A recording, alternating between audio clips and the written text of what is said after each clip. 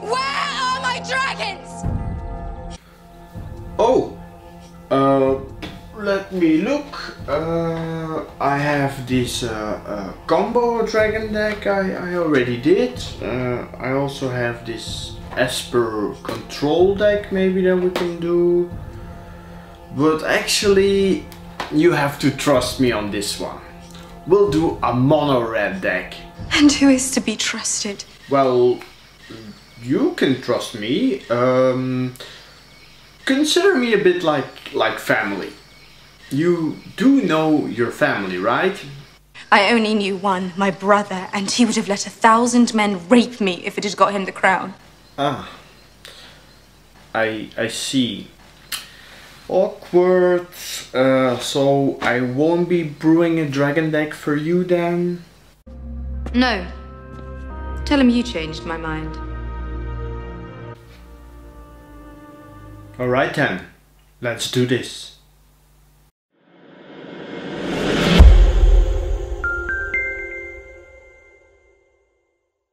So, with Danny's permission, we are going to build a mono red dragon deck for about $50 or 40 euros. No one could ask you, Find my dragons. well, we first need to know where to look for them, right?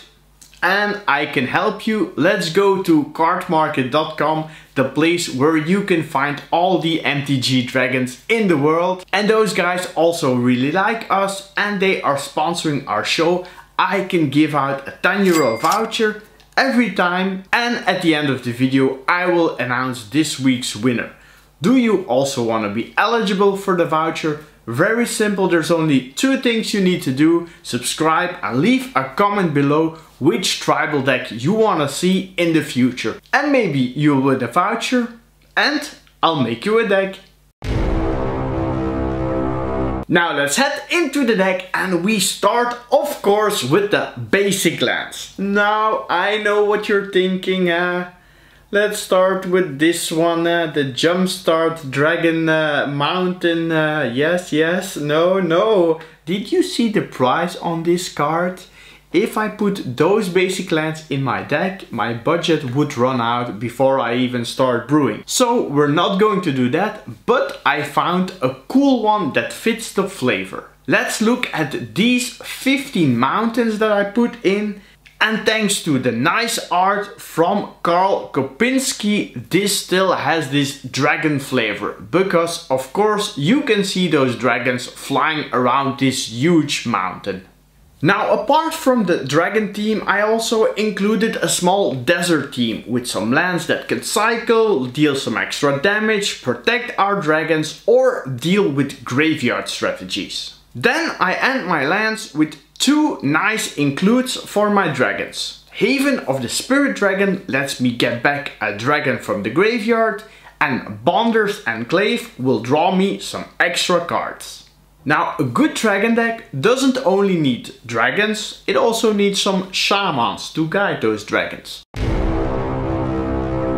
Dragon Whisperer is a super on-theme card. It's a very flexible 2-drop, good in the early game and in the late game, and both the Dragon Lord's Servant and the Dragon Speaker Shaman make sure we can start playing our dragons on turn 4. Now let's talk about the cards you all came here to watch, the dragons.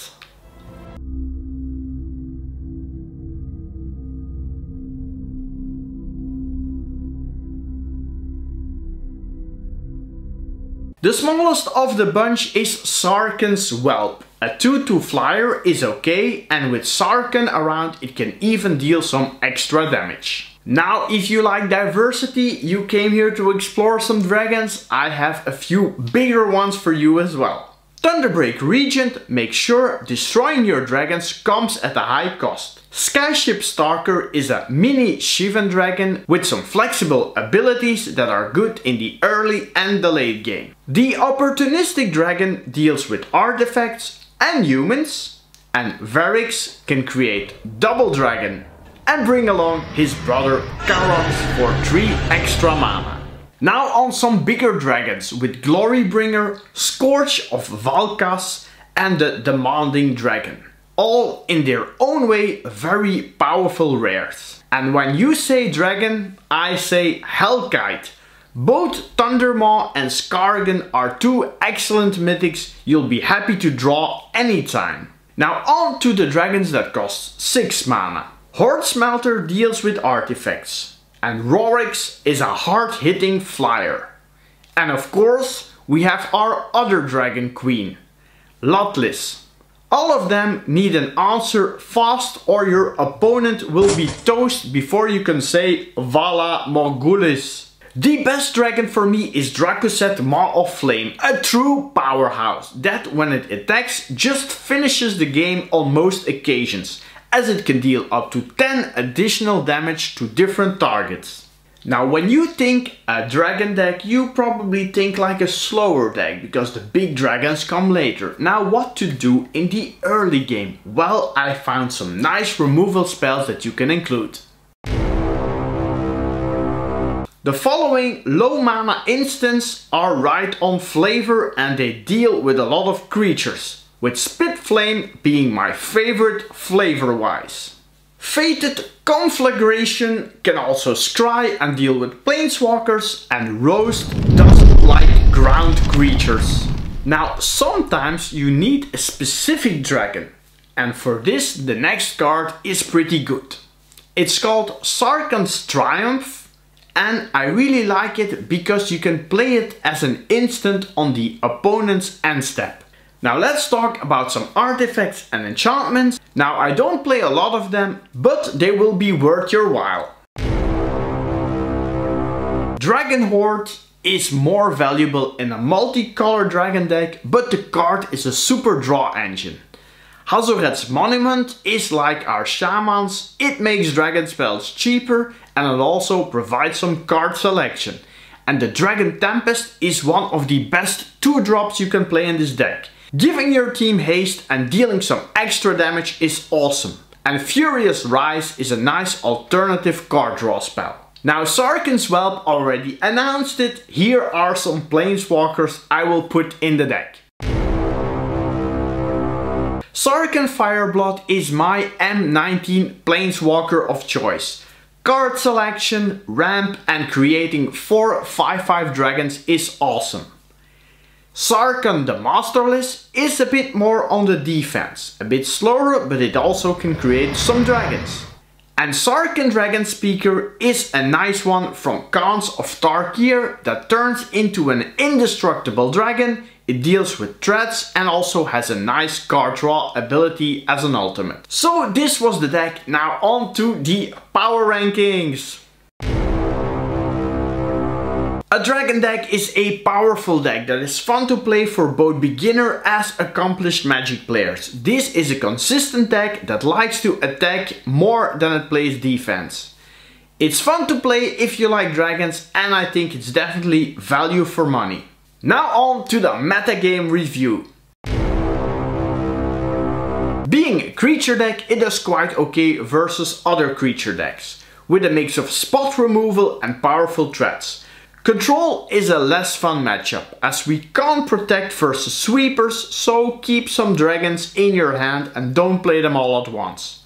And because the deck is quite linear, combo decks can also be an issue if they're fast enough. So this was it. Only one thing remains, we need Daenerys to now announce the winner of the card market voucher. Yes. Daenerys. Dany. Okay, I think she's already dreaming of this dragon deck. Let me just introduce the winner myself. Here we go. Congratulations, D. Kristovsky. You can find out in the description below how to contact me to collect your card market voucher. And to all of you dragon fans, fan of casual magic and janky combo players, I hope you enjoyed this video. And as always keep it casual, right?